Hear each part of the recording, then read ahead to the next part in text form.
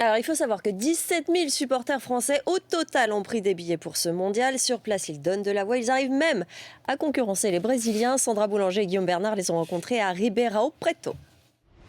Les Français, allez, les Français, allez, allez. On ne peut pas les rater.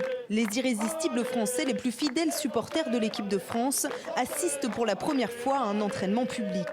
Les chants s'enchaînent. Et Loïc a sa petite liste pour n'oublier personne.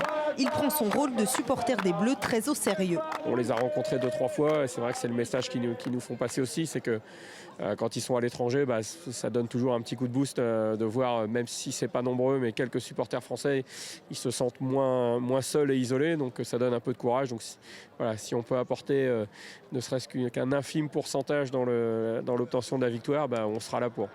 C'est à qui sera le plus démonstratif entre les supporters brésiliens assis en face et les irrésistibles.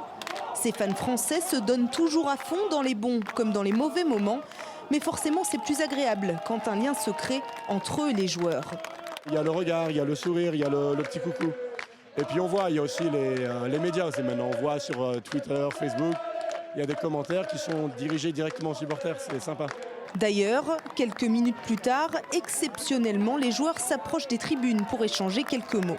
Certains nous reconnaissent, d'ailleurs vous avez vu quelques-uns qui sont venus nous remercier d'être venus. Et voilà, ça nous fait plaisir parce que quelque part on sent qu'on fait partie de l'équipe de France aussi à notre niveau.